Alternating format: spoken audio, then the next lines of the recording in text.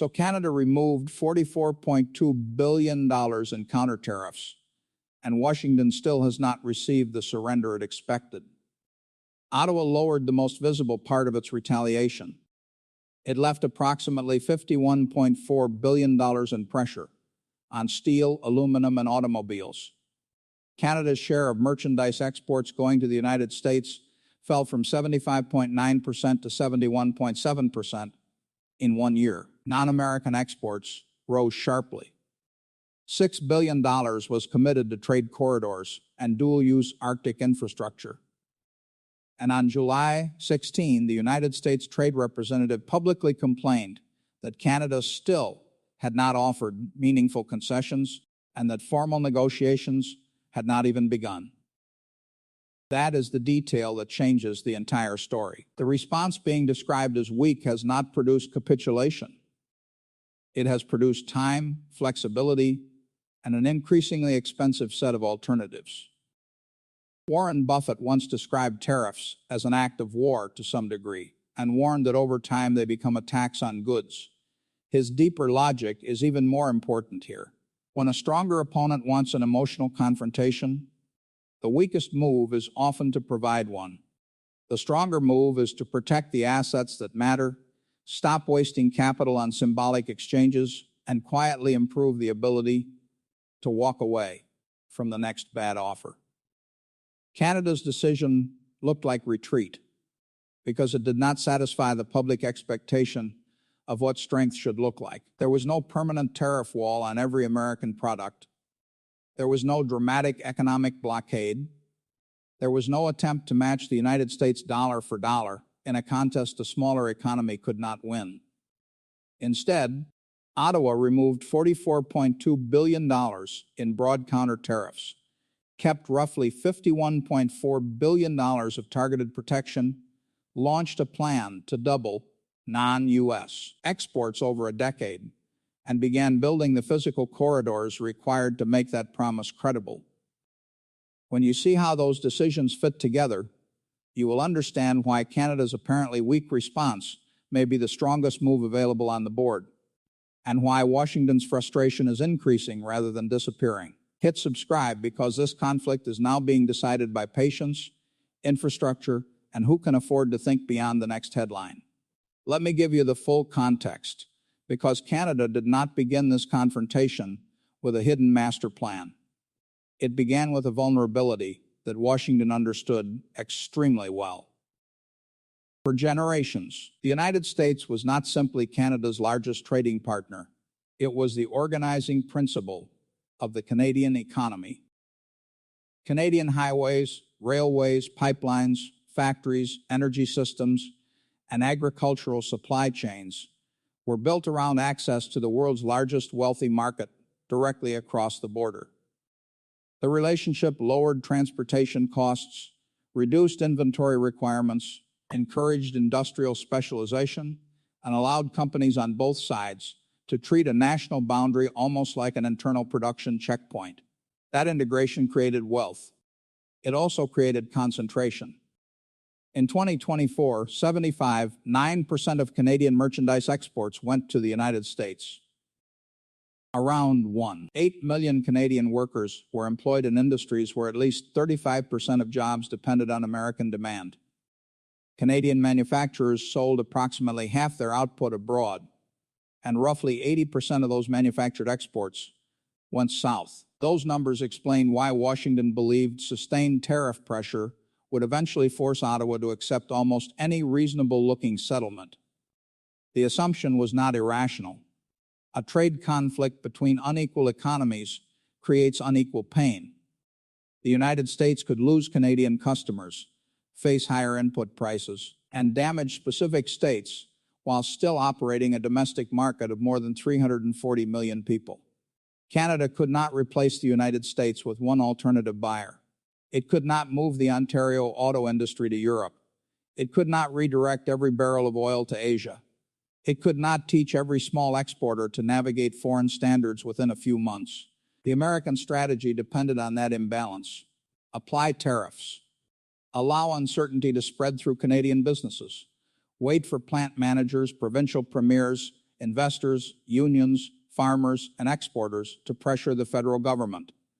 The formal negotiation would appear to occur between Washington and Ottawa, but the real pressure would come from inside Canada. Ottawa initially responded in the most conventional way possible.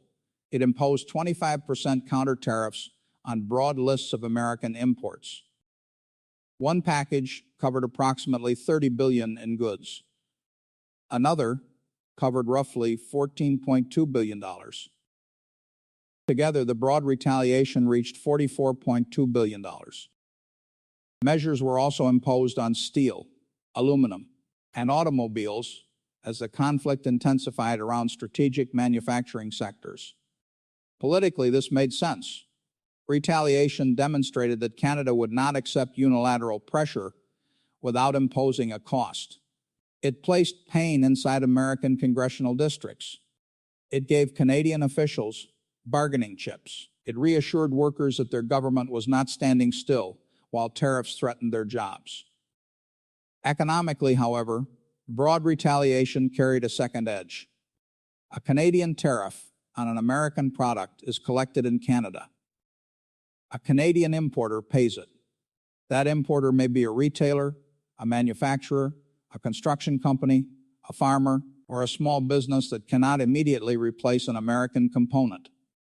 The tariff may eventually hurt the foreign seller, but it can also raise costs for Canadian households and companies before the pressure ever reaches Washington. Requests for exemptions followed.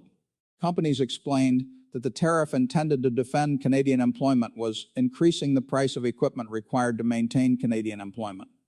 Manufacturers discovered that some apparently American imports were inputs inside Canadian exports. Supply chains that appeared foreign at the border were often domestic by the time the finished product left the factory. That is the first reason the broad response became strategically questionable. Canada was imposing pain on America, but it was also spending Canadian capital to maintain the appearance of symmetrical resistance. Then the trade data began changing. According to Statistics Canada, the share of Canadian merchandise exports going to the United States declined from 75.9% in 2024 to 71.7% in 2025. According to Global Affairs Canada, goods and services exports to the United States fell, while exports to non-American markets grew by double digits. The department's latest State of Trade report found that non-U.S. destinations accounted for 32.8% of total Canadian exports, the highest proportion in approximately 4 decades. Canada had not escaped its dependence. 71.7% remained an extraordinary concentration. But the direction had changed. The United States was becoming a slightly smaller share of a larger portfolio. At the same time, Canada gained physical capacity that had previously existed mostly in strategic documents. The Trans Mountain expansion increased the system's capacity to approximately 890,000 barrels per day and expanded western access to tidewater. Long Canada began providing direct access to Asian energy markets. Ottawa established a $5 billion Trade Diversification Corridors Fund and a $1 billion Arctic Infrastructure Fund. Global Affairs Canada adopted a goal of doubling non-American exports within a decade, a strategy expected to generate approximately $300 billion in additional trade if achieved. This was the moment the logic changed. The question was no longer whether Canada could hit the United States as hard as the United States could hit Canada. It could not. The question became whether Canada could make every future American strike less powerful than the previous one. That required a different kind of response, one that would look weaker on television, one that would be considerably more difficult to defeat over 10 years. And inside Ottawa, the difference between those two strategies was eventually reduced to 3 numbers placed beside one another: $44.2 billion, $51.4 billion, and 71.7%. What follows is a reconstruction based on official decisions, government briefing documents, trade data, regulatory reports, and contemporaneous reporting. It is not presented as a verbatim account of a secret meeting, but the strategic choice revealed by those records can be reconstructed with considerable clarity. The room is functional rather than ceremonial.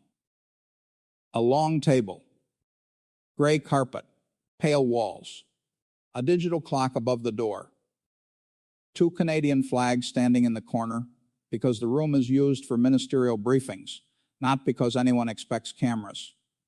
The light outside is faded, leaving the windows dark enough to reflect the officials seated around the table. There are 3 binders in front of the senior participants. The first is marked countermeasures. The second is marked strategic sectors. The third is marked diversification. The countermeasures binder is the thickest. It contains classifications for thousands of products, reports from customs officials, industry exemption requests, cost estimates, political analyses, and spreadsheets showing where American exports originate. Certain products were chosen because they could place pressure on politically sensitive regions. Others were included because Canada needed a response proportionate to the American measures. A page near the front contains the first anchoring number. $44.2 billion. That is the combined value of the 2 broad lists on which Canada imposed 25% counter tariffs beginning in March 2025. A finance official turns the page. The next chart does not show the damage to the United States. It shows the cost inside Canada. Importers paying more for specialized goods. Manufacturers requesting remission because an American component has no immediate Canadian substitute. Retailers passing costs toward consumers. Companies delaying purchases. Administrative systems processing exclusions from a policy designed to appear simple. There is no argument in the room that the American tariffs are justified. That question has already been settled politically. The argument is about whether every Canadian tariff remains useful. The strategic sectors binder is open next. Steel, aluminum, automobiles. This binder is thinner, but the documents inside carry greater weight. Plant employment, smelter capacity, defense applications, automotive production lines, regional concentration, energy use, supplier networks, municipal tax revenue, pension obligations. A briefing note places the second anchoring number near the top. Approximately $51, $4 billion in annual American steel, aluminum, and automotive imports remain subject to Canadian countermeasures in 2026, according to federal briefing materials. Unlike the broad $44.2 billion list, these measures were connected directly to sectors where temporary losses could produce permanent industrial damage. A steel mill that closes is not a product category that reappears automatically when a tariff ends. A skilled automotive supplier that loses its contracts may not survive until the next negotiation. The distinction becomes visible. The $44.2 billion list provides breadth. The $51.4 billion response protects depth. One creates a large political number. The other protects concentrated industrial capacity. An advisor slides a single page between the 2 binders. It contains a question written across the top. What is Canada trying to preserve? If the objective is to demonstrate anger, the answer is every counter tariff. If the objective is to preserve industrial capacity while increasing long-term negotiating freedom, the answer is different. The third binder is opened. The first chart shows 75.9%. The next chart shows 71.7%. The decline is only 4.2 percentage points. No one treats it as liberation. The American market remains dominant. Canadian communities remain exposed. A shock at the border can still reach payrolls within days. But those 4.2 percentage points represent contracts that now point somewhere else. Ships that now leave for another port. Commodities sold under different pricing arrangements. Exporters that completed certification in another jurisdiction. Financial relationships that did not exist before the crisis. The next pages show the physical routes. The Trans Mountain system reaching the Pacific with approximately 890,000 barrels per day of capacity. Port upgrades, rail bottlenecks, Atlantic gateways, European market access, Indo-Pacific trade missions, critical mineral partnerships, LNG shipments, new proposals to connect production regions to domestic and overseas markets. Then the funding page appears. $5 billion for trade diversification corridors, $1 billion for Arctic infrastructure with civilian and defense uses, $6 billion in total. The room slows because this is where the strategic argument becomes uncomfortable. Tariffs are immediate. Infrastructure is slow. Retaliation can be announced in an afternoon. A port expansion may require years of permitting, financing, consultation, construction, and legal review. Political leaders receive credit for the announcement long before a ship uses the facility. But infrastructure has one quality tariffs do not. It remains after the political moment ends. A broad counter tariff can be removed by an order. A completed railway connection cannot be unbuilt by a presidential statement. A foreign buyer that has qualified Canadian supply does not disappear when a social media post changes tone. A terminal financed for 30 years is not abandoned because the next bilateral meeting is more cordial. An official reaches toward the countermeasures binder. The cover remains open for several seconds. Then it closes. The sound is small. Paper compressed beneath a dark cover. A metal clasp touching the table. No one speaks. 5 seconds. Then 10. The $44, $2 billion number is still projected on the wall, but it is no longer displayed as a measure of strength. It is displayed as capital being used in a strategy whose marginal return is declining. The official opens the strategic sector's binder and leaves it open. Approximately $51.4 billion remains. Steel remains. Aluminum remains. Automobiles remain. Then the diversification binder is moved into the center of the table. The instruction that follows is not dramatic. Remove the broad counter tariffs where the United States is allowing compliant Canadian trade to continue under the Continental Agreement. Maintain the measures connected to sectors still facing American pressure. Expand export support.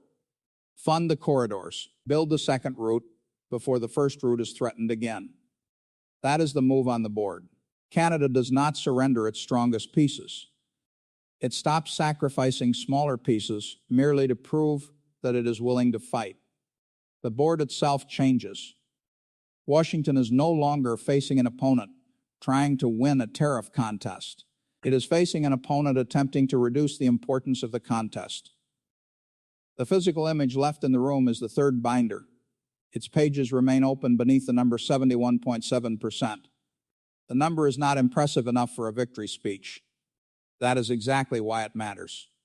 Real strategic change often begins before it becomes dramatic enough to attract attention. And while critics describe the removal of $44.2 billion in broad counter tariffs as weakness, the United States is about to discover that Ottawa has not removed the part of the response Washington actually wants removed.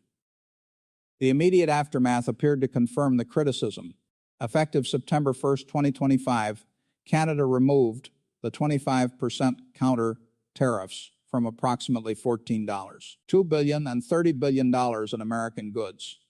The combined reduction was $44.2 billion. American officials could describe the decision as evidence that pressure had worked. Canada had imposed retaliation and then withdrawn a major portion of it. But the steel, aluminum, and automotive countermeasures remained.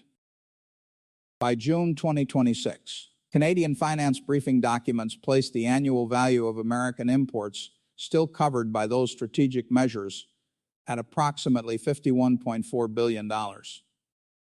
The apparently weak response therefore removed the portion, creating dispersed costs throughout the Canadian economy, while preserving the portion attached to strategic industrial disputes. Then came the statement Washington did not intend as praise. On July 16, 2026, United States Trade Representative Jamieson Greer said Canada had still offered no trade concessions, and that formal negotiations had not begun, despite continuing communication between officials. He contrasted Canada's position with what he described as a more pragmatic Mexican approach. The American trade deficit with Canada had already fallen 21% to approximately $48.3 billion, largely because of lower oil imports, yet Washington still had not secured the Canadian movement it wanted. Think about that for a moment. Canada had removed $44.2 billion in broad tariffs. It had been accused of responding weakly, and almost 11 months later, the senior American trade official was publicly complaining that Canada still had not made concessions. A weak response is supposed to reduce the opponent's frustration by giving the opponent what it wants. This response reduced costs inside Canada while leaving Washington frustrated. The Continental Agreement entered uncertainty as well. On July 1st, the Trump administration declined to extend the USMCA in its current form, beginning a 10-year countdown while demanding revisions. The agreement remained operational, but the decision introduced another layer of doubt for companies deciding where to build factories and source components. Canada paid a real price. Exports to the United States fell sharply during periods of tariff escalation. According to Statistics Canada, goods exports to the United States dropped 15.7% after the April 2025 announcements. Steel and aluminum exports faced severe losses. The Canadian economy entered a period of weak growth, and the Bank of Canada reduced rates, partly in response to tariff-related damage. This was not a painless strategy, and it was not evidence that Canada could ignore the United States. But the adjustment also appeared in the data. Global Affairs Canada reported that exports to the United States declined in 2025, while exports to non-American markets increased 11.1%. Non-U.S. markets reached 32.8% of total Canadian exports, their highest share in approximately 40 years. Foreign direct investment into Canada reached $93 billion and exceeded Canadian outward investment for the first time since 2013. The 71.7% number was moving. The $6 billion infrastructure program was entering implementation. The $51.4 billion targeted defense remained in place. The public response looked quieter because the Canadian government had stopped measuring success by the volume of its retaliation. It was measuring success by whether American pressure could dictate the entire Canadian response. And this is where Warren Buffett's economic translation becomes decisive. Buffett's warning that tariffs become a tax on goods explains why removing the $44.2 billion broad list was not necessarily a gift to Washington. Canadian importers had been paying those tariffs. Canadian companies were absorbing some of the cost. Canadian households were exposed to higher prices. Removing the broad list reduced self-inflicted pressure without resolving the dispute over the $51.4 billion strategic core. That is an important distinction. Retaliation is valuable when it changes the opponent's calculation. Retaliation is less valuable when it becomes a recurring tax on your own economy without producing concessions. Buffett's investment career was built on refusing to confuse visible activity with intelligent action. Buying and selling constantly can look active. Holding cash can look passive. Walking away from an acquisition can look timid. But the purpose of capital allocation is not to appear aggressive. It is to improve the probability of a favorable outcome while avoiding permanent loss. Canada's broad counter tariffs were visible activity. Targeted sectoral protection and diversification were capital allocation. The $44.2 billion list told Washington that Canada was angry. The $51.4 billion response told Washington which assets Canada would defend. The movement from 75.9% to 71.7% told Washington that the value of future threats could decline. The $6 billion corridor program told investors that the change would be supported by physical infrastructure. This is Buffett logic in its purest form. Preserve the productive asset. Maintain liquidity. Increase options. Refuse to overpay for emotional satisfaction. In more than 60 years of investing and negotiating, Buffett repeatedly demonstrated that the person most willing to walk away often possesses the strongest position. That does not mean Canada can walk away from the United States. It cannot. The relationship is too large, too integrated, and too valuable. It means Canada can try to build enough alternatives to walk away from one unacceptable demand. That is a much more achievable objective. A steel producer with only one customer has almost no negotiating leverage. A steel producer with 3 qualified buyers can reject the worst contract. An energy exporter connected to only one pipeline system must accept the market reached by that system. An exporter with 890,000 barrels per day of Pacific capacity has another pricing reference. A country whose entire economic stability depends on one bilateral agreement must preserve that agreement at almost any cost. A country with market access across Europe and the Indo-Pacific has additional places to absorb part of the shock. None of those options is free. Shipping across an ocean costs more than crossing a land border. Foreign standards require investment. New customers demand reliability. Ports face capacity limits. Infrastructure takes years. Diversification may reduce efficiency before it improves resilience. Buffett would recognize that trade-off immediately. Insurance costs money when nothing goes wrong. Cash earns less than a perfectly chosen investment during favorable markets. Redundant suppliers appear inefficient until the primary supplier fails. The value is not measured only by annual return. It is measured by survival when conditions change. Canada's response, therefore, operates on 2 time horizons. In the short term, it reduces internal costs by removing $44.2 billion in broad counter tariffs, while defending approximately $51.4 billion in strategic sectors. In the long term, it tries to move 71.7% lower by investing $6 billion in routes that make non-American customers commercially reachable.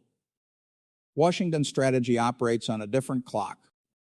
Tariffs are designed to produce visible concessions quickly enough to claim political credit. Canada's response is designed to ensure that if the confrontation returns in 3 years, 5 years, or 10 years, the same threat produces less fear.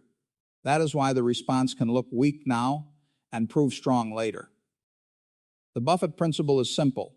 Never spend a permanent asset to win a temporary argument. Canada's permanent assets are industrial capacity, infrastructure, market access, institutional credibility, and the ability to choose among customers.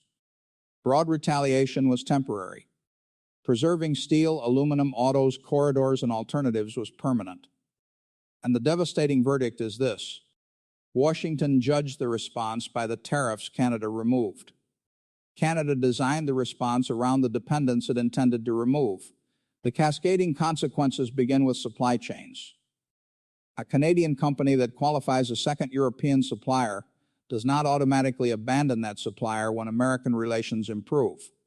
A Japanese buyer that begins purchasing Canadian energy develops contracts, shipping procedures, financing arrangements, and operational knowledge.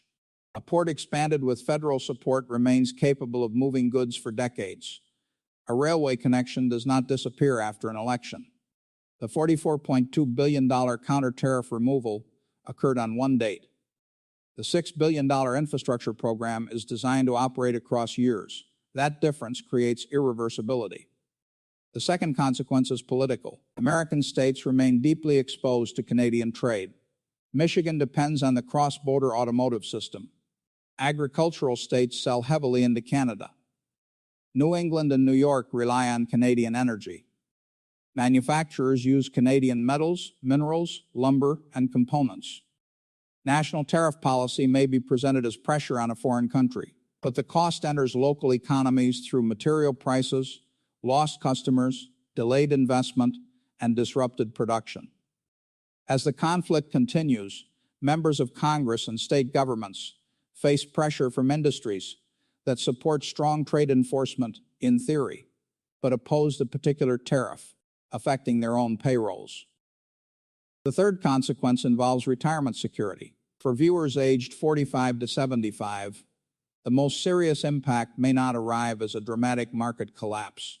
It can arrive through years of weaker productivity and higher capital costs. Companies duplicate inventories. Supply chains become longer. Plants are delayed while executives wait for clarity. Businesses demand higher returns before investing in politically exposed projects. Utilities and manufacturers pass costs to customers. Retirement portfolios hold railways, banks, insurers, industrial companies, energy producers, retailers, vehicle manufacturers, and consumer businesses. Trade friction touches all of them. The tariff is collected at the border, but the uncertainty is priced across the economy. The fourth consequence is institutional erosion. The USMCA Law was designed to give companies stable rules for continental investment.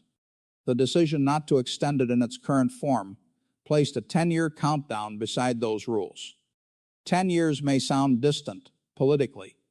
For a major factory, mine, pipeline, terminal, or power project, it can be shorter than the period required to recover the investment. The institution does not need to disappear to lose value. It only needs to become less believable. When companies stop trusting that an agreement will govern future decisions, they spend money protecting themselves from the possibility that it will not.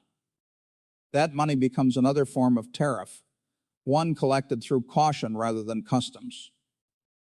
The fifth consequence is defense. NORAD conducts aerospace warning, aerospace control, and maritime warning for North America.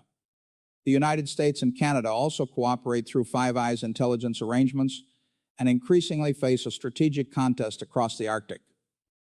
Canada's $1 billion Arctic Infrastructure Fund is explicitly designed for dual-use transportation infrastructure, serving both civilian and defense priorities. Ports, airfields, roads, bridges, and northern logistics can support communities, resource projects, surveillance, and military readiness. That investment can strengthen continental defense. It can also increase Canada's ability to make sovereign decisions about Arctic logistics, critical minerals, and procurement. If economic integration becomes a source of coercion, governments begin distinguishing cooperation from dependence. That distinction matters to NORAD. It matters to Five Eyes. It matters to every allied defense company trying to determine whether components can cross the border without becoming part of the next trade dispute. The sixth consequence is international. Japan sees Canada building Pacific energy access. Germany and the European Union see Canada expanding trade under CETA. Australia and the United Kingdom share security and trade institutions with Canada. South Korea is a commercial and strategic partner. Mexico watches the United States consider a more bilateral approach to the Continental Agreement.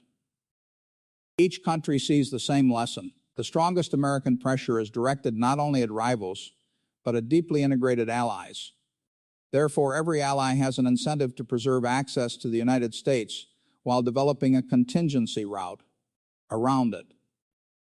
The United States does not need to lose those alliances formally to suffer strategic damage. It only needs allies to spend more money insuring themselves against American decisions and less money integrating their systems with American ones. China and Russia gain from that friction. China gains when Western critical mineral, manufacturing, and energy relationships become less coordinated. Russia gains when the United States and Canada devote political attention to tariffs while facing growing Arctic security requirements. Neither adversary needs to recruit Canada away from Washington. They benefit when North American cooperation becomes slower, more expensive, and less trusted. And here is the devastating irony. The tariff strategy was supposed to demonstrate that Canada had no alternative to American access. Instead, it created the political justification for a $6 billion infrastructure program intended to double non-U.S. exports. It was supposed to force Canada to reduce its resistance. Instead, Canada removed $44.2 billion in measures that were taxing Canadians while preserving approximately $4 billion in targeted pressure. It was supposed to expose Canada's dependence. Instead, the share of merchandise exports going to the United States fell from 75.9% to 71.7%. It was supposed to produce concessions.